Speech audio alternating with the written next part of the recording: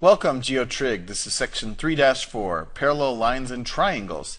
The essential question is, what is the sum of the angle measures of a triangle? Is it ever different? Let's begin. So, parallel postulate. This is the postulate right here. So, through a point, not on a line, there's only one, and only one line parallel to the given line. So, does that mean I got a line Q and I got a point P? So, it means that if I draw a line, there's only one line that's parallel that goes through P that is also parallel to Q.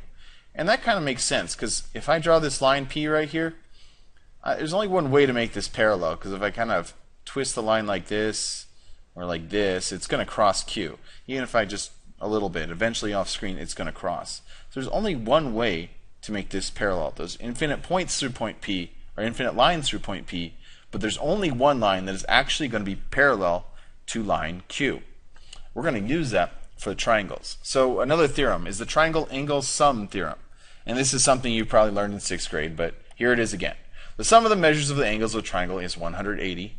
So measure A, B plus C has to equal 180.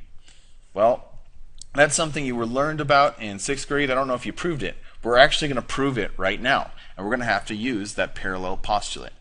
So here's the proof. The proof of that triangle angle sum theorem. Given a triangle ABC, prove that the measure of angle A plus measure of B plus measure of C equals 180.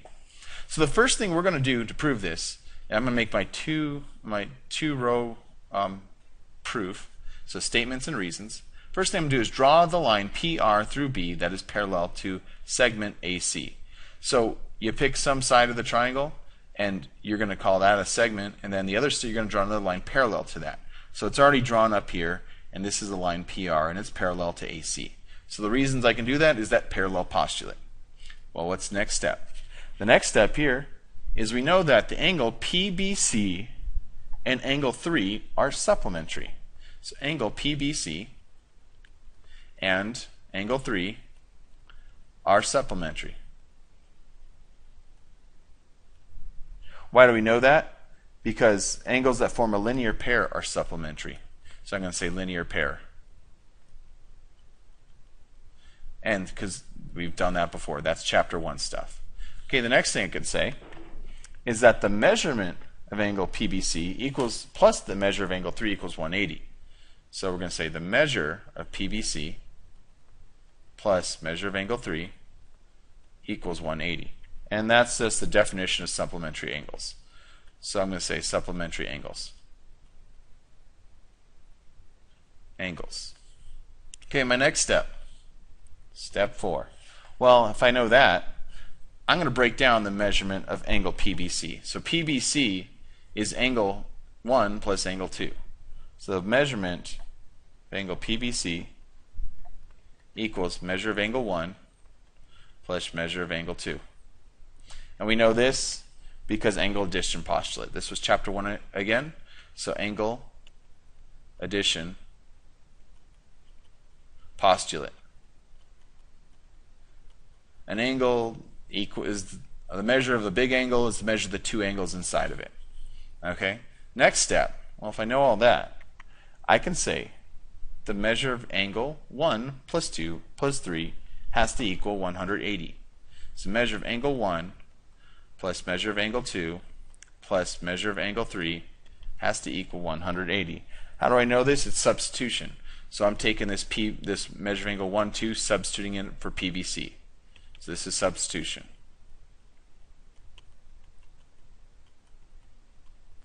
Okay, my next step. Well, I know those all add up to 180.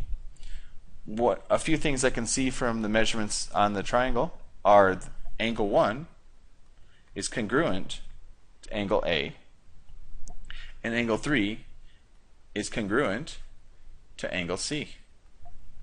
So 1 is congruent to A, and 3 is congruent to C. Why can I say that? Well, it's the stuff we learned 1 or 2 sections ago, where we said that if lines are parallel, then alternate interior angles are congruent. So that's going to be part 6. I'm going to say parallel lines, alternate interior angles are congruent. Alternate interior angles congruent. So that's, I think, was about 2 sections ago. So the next step, I know those are congruent. I can say the measure of angle 1 equals the measure of angle A. The measure of angle 3 equals the measure of angle C. I can say that because congruent angles have equal measure. So, oops, not that one. So congruent angles have equal measure. Alright, my next step for that, and this will be the last step, step 8. Well, I can say that the measure of angle A plus the measure of angle B plus the measure of angle C equals 180. And this is because of substitution here. So I can substitute measure of angle A for 1 and measure, ooh, this said 3 here. This was supposed to say C. So measure angle 3 equals C. And then we can say measure of angle B equals 2 because they're the same angle right here. And this is all through substitution.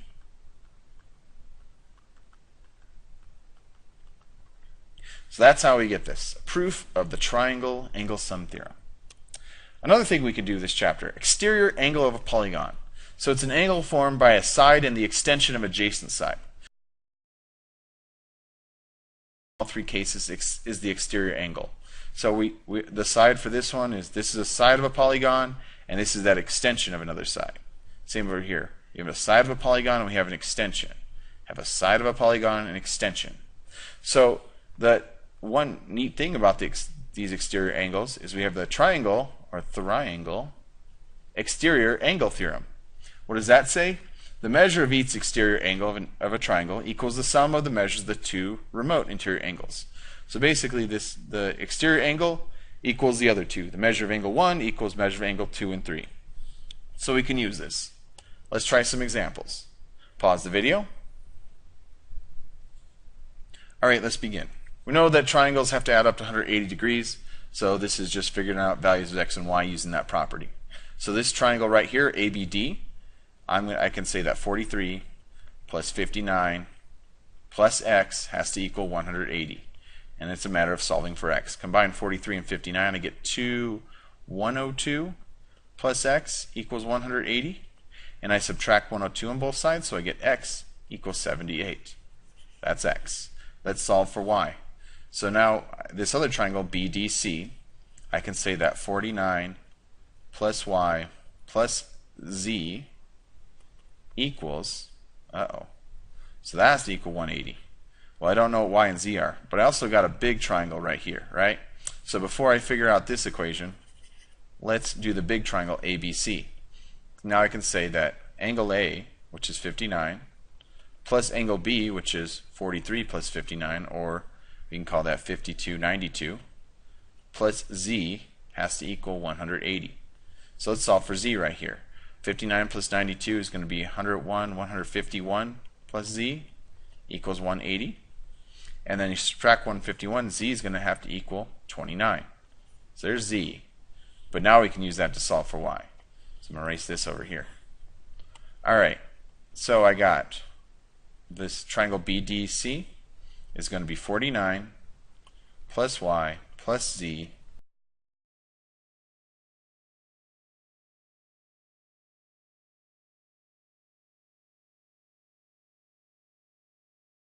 terms. That's going to combine to 78 plus y equals 180. Subtract 78 and y is going to equal 102.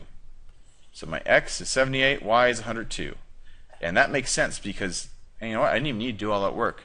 I knew angle x and angle y were supplementary angles here. So when I found x, I could have just subtracted that from 180 and determined y was 102. So there's more than one way you could have solved this problem. But I kind of did it the long way. If you look at the problem really close, you could have just figured out x and then said, oh, y's got to be this.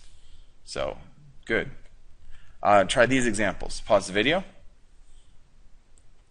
Alright, measure of angle 1. So the exterior angle postulate said 1 has to equal these 2 angles added up. So measure of angle 1 equals 80 plus 18, so it's got to equal 98. Measure of angle 2.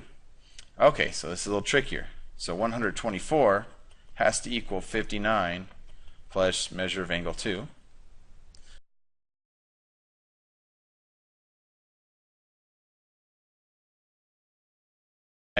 So 65 equals measure of angle 2. So your answer is 65. All right, I got one more. Okay, look at this picture. What is x? Pause the video. All right, let's solve for x. So I got, this is angle 30, this is x, and this exterior angle is going to be 80 degrees. So to solve for x, let's see what I can do. Well, if this is 80, I know this right in here, there's two ways to do this. This right in here has to be 100. So then I can just do the triangle. They have to add 180. So we got 30 plus 100 plus x equals 180. So 130 plus x equals 180. And that means x has to equal 50. Another way I could get through that is that exterior angle, the triangle exterior angle theorem. So I could have said, okay, 80 has to equal 30 plus x. And doing the same thing, subtracting 30, you would get x equals 50. So either way would get you the right answer. That's it.